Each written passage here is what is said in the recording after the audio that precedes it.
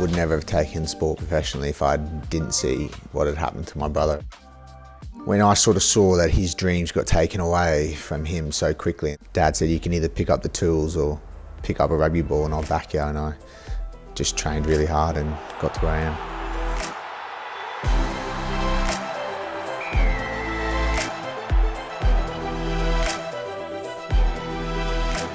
My dad just encouraged us. He just said, like, if you like sport, play it. If you don't. And we just love being outside, to be honest. And I think that's most Australian kids. You're outside on the beach playing cricket or surfing. So yeah, I just love sport.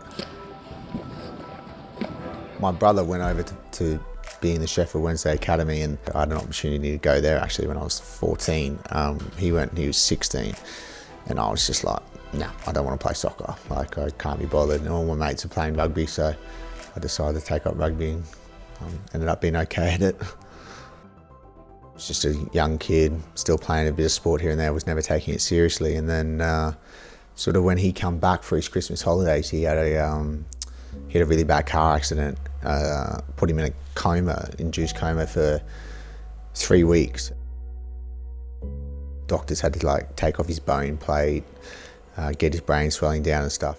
When I sort of saw that his dreams got taken away from him so quickly, and that's how life can change that quickly, I was like, my dad always said I was talented enough to sort of take it seriously, and I decided to, once I saw that happen, I sort of took it really seriously then.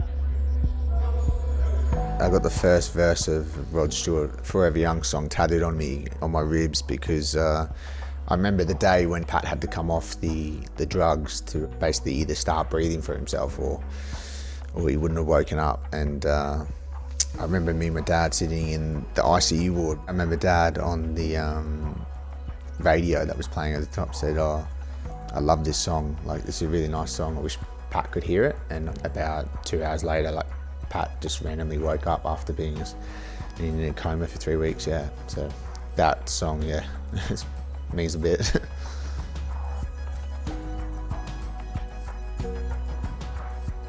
If you've ever been in an ICU ward, there's sad stories all around there. It's how you react to them. And when I saw that happen, I saw he couldn't play football anymore, and he had to rebuild his whole life from speaking, walking, to that. I was like, if you've got the gift to, or the talent to have a go at this, I might as well go and give it a good crack. And I think I gave it as best as I could, to be honest, yeah.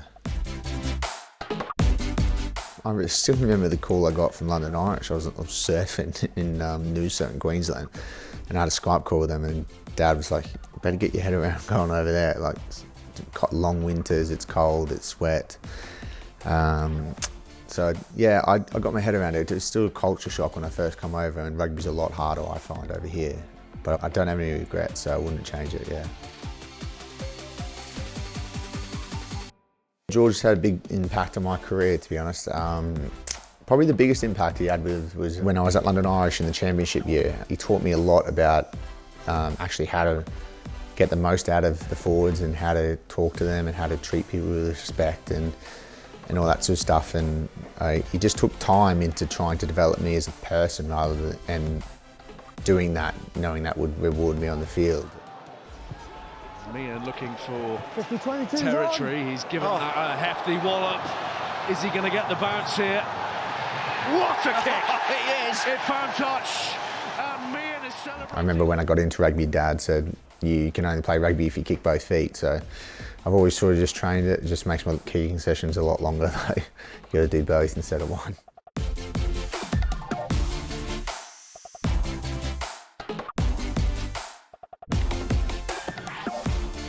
The reason why I think we can go further and have aspirations of winning the comp is because I think the team has no egos, and the boys generally like each other, and they generally care. And then, as you saw on Friday night against Saracens, like, this game is against the top teams is down to such small margins, and we believe that we are a tight enough group that during those tight moments that we are going to run that extra metre or try that extra bit harder for your mate next to you. And I think that's instilled from above down.